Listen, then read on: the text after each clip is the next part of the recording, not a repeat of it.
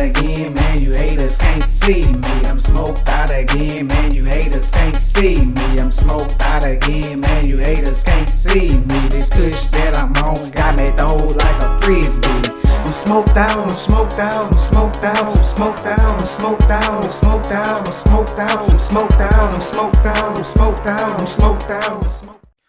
What's up, guys? RNG here from the STONED VET USMC, man. Happy Wednesday.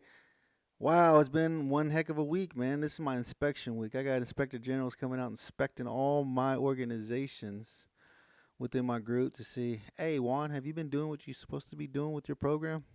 Of course I have, man. I'm a damn Marine. We do it the best. We always make sure all our T's are crossed and I's are dotted, right? How you guys doing this Wednesday? Hopefully it's going good for you guys. Hopefully as good as it is for me. Super excited. This Thursday, man, I got a very important appointment coming up for a new job. Gotta nail it, dude. I gotta nail it. So if you guys see this, hopefully you guys give me a prayer and say good luck, and I'll let you guys know next week what they think. They're supposed to let me know by Friday. Interviews on Thursday. They said they'll let me know by Friday if I get the job. Fingers are crossed. I'm just hoping that we get it, man.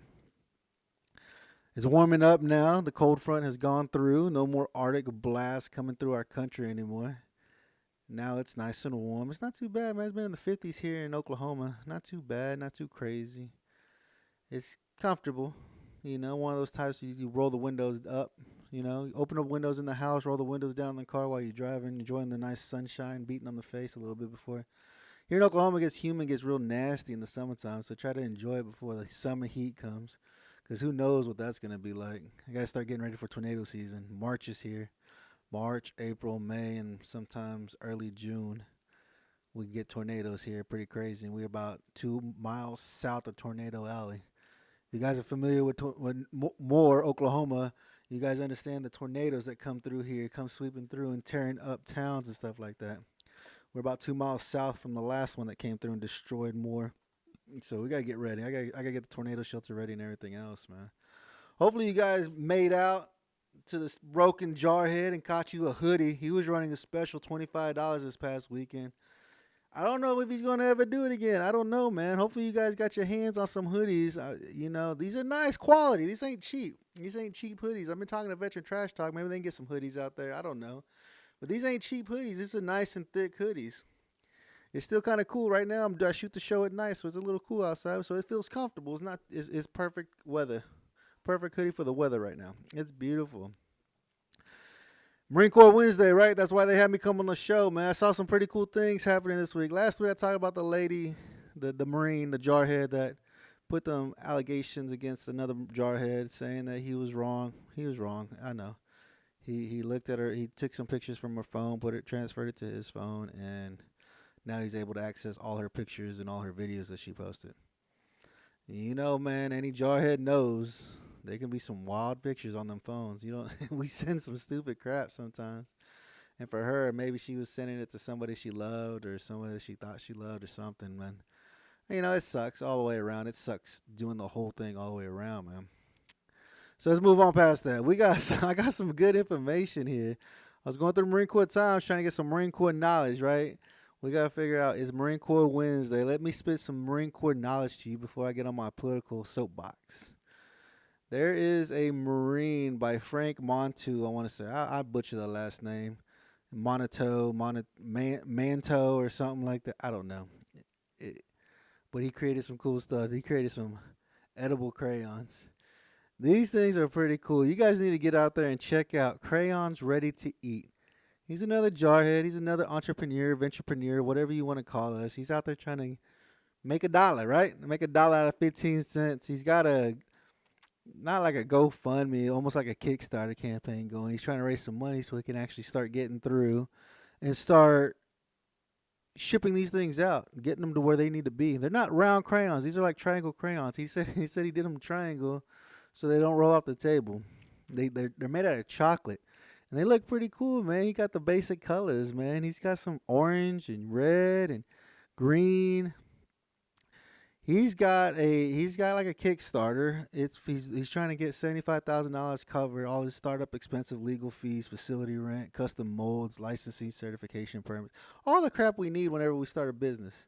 There's certain things that we have to meet so we can become compliant with whoever we're needing to be compliant with. And he's asking, he's needing money. He's needing help from us to try to get his program going and getting his business up and running. You guys really need to go and check them out, man. See what kind of kickstart, what kind of funding you can provide for them. Some kind of kickstart, man. Even if you give them $15 amongst 100,000 Marines, 100,000 service members, man, it can add up real fast, and he can get to what he needs to, man. This is like he's got some cool he's calling them CREs, like MREs, crayons ready to eat. These are pretty awesome. He's got squid blue, flyboy yellow, jarhead red, dogface green, and puddle pirates. You guys are always talking about how Marines are crayon eaters. Crayon eaters, crayon eaters, crayon eaters. He said while he was serving, he got out in 2002, a year after I had already been in, and he wasn't familiar with the term crayon eater. I guess it came in afterwards. I don't know. Y'all just started calling us that recently, honestly, probably within the last 10 years or so. And I mean, we take it. Call us crayon eaters, whatever you want to call us, dude. We slow. We lick windows. We do this. We do that. But remember, your mom will be calling us whenever she's ready for a real fight, right? I'm just jacking with you guys, man. I love all you guys. It's cool, man. Crayons ready to eat. You should definitely go check them out, man. It's just another venturepreneur. I'm gonna reach out to him. Maybe I can get him on the Stone Vet on a Friday episode when you guys come over and hang out and BS with me and enjoy the time together. He can give us an idea of why he created it, why he's doing it, and where he's at on his funding, how much more he's needing. I've had some great people on the show. If you guys haven't seen it out, man, just venturepreneurs, people trying to make it, trying to make $1 out of 15 cents, rubbing 2 pennies together, hopefully make them a couple of $1,000 so they can quit working for the man and they can work for themselves. That's always been our goals, right? We don't like working for somebody else. We enjoy working for ourselves. Me and my wife go back and forth. She's her own entrepreneur. She runs Raw for 180. And she tells you, dude, she's like, I work 24 hours a day, 7 days a week. It don't stop. She sleeps it, eats it, breathes it. It's crazy because it's true, man. Whenever you're trying to get your business up and off the ground and you're trying to get it going, it's hard because you're like, I got to get money in to be able to pay bills and stuff like that. How do I reach out to the right market? How do I get the right market to see who I am and what I'm doing to be able to push my product out, right? It's tough. It is. Running your own business is hard. A lot of you guys I've already talked to. I brought on the show. If you want to come on the show, message me. Let me know. Hit me up. I'll bring you on the show. We start talking about it. I know that's what Veteran Trash Talk does. Look, I got their logo in the background. That's what they talk about. They bring on entrepreneurs, veterans that are trying to do it, trying to make $1 out of 15 cents. That's the great part of what they're doing. I don't know, man. So what's going on in our country, man? Have you guys been seeing the craziness that's been going on in our country? It just keeps getting better and better every day, I swear.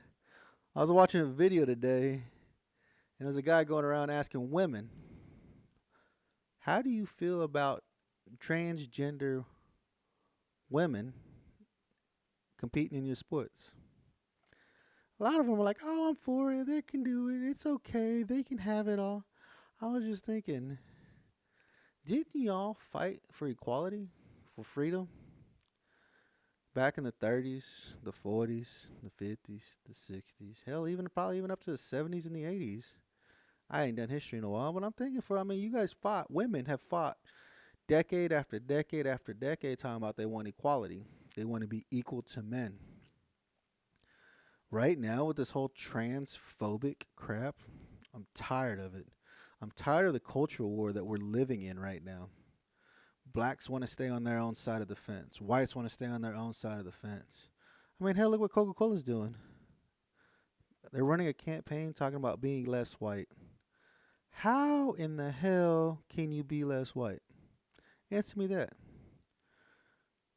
I don't know. I'm Hispanic, so I don't know what it's like to be like a white person. I'm a Mexican. I'm a first generation Hispanic male, born here in the USA.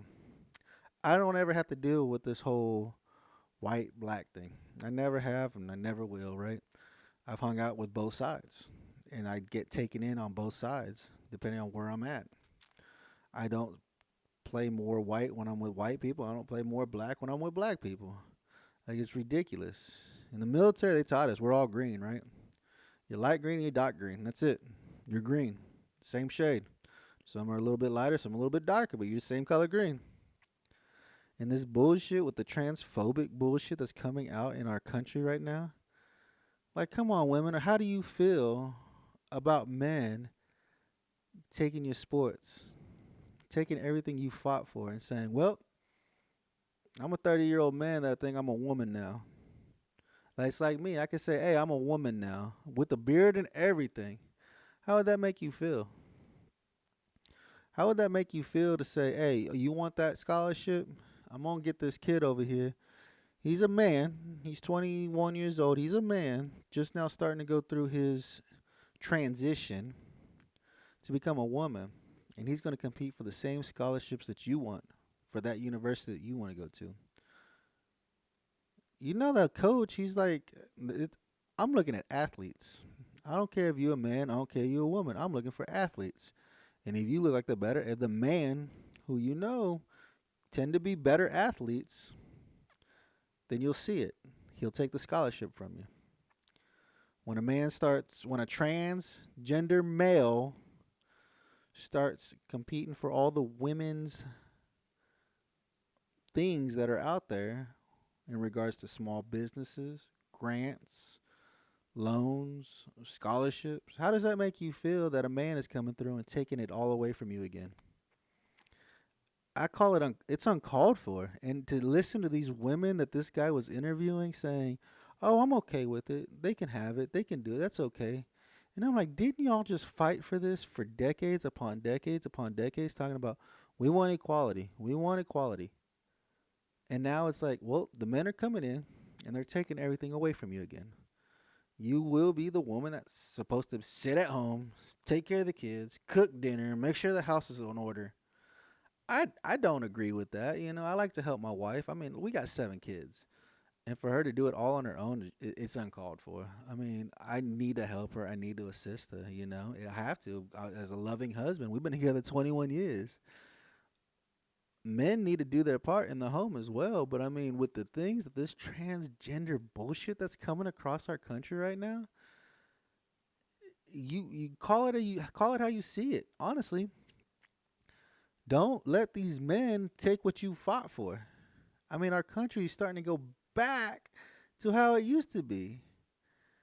The Mexicans stayed with the Mexicans. The whites stayed with the whites. The blacks stayed with the blacks. The Asians stayed with the Asians. Why? Why are we going back to that? Didn't our ancestors fight for that crap so that we wouldn't be segregated again?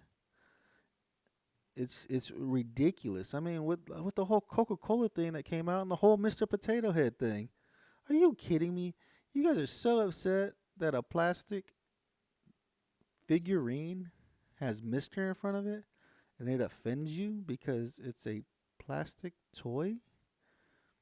What is wrong with our country? Why do people act with the ignorance that they're acting with? I don't get it. Can you guys provide me some insight? Like Coca-Cola, be less white. How in the hell can you be less white?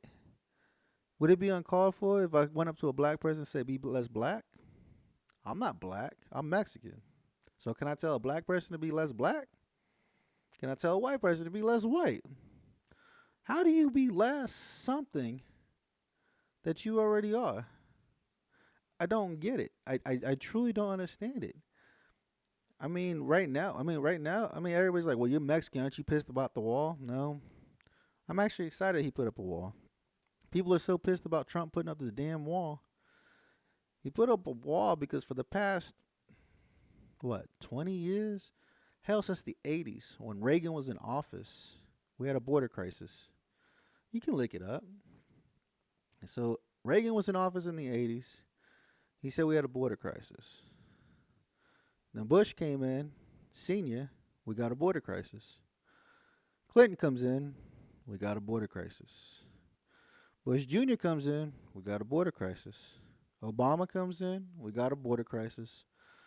Trump takes over, we got a border crisis. Well, fuck, let's put up a wall then to help with the border crisis that we're having. And guess what?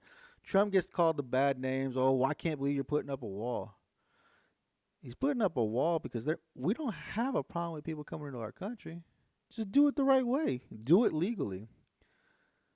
I think that's where our country's coming to, is that nobody wants to do anything the right way.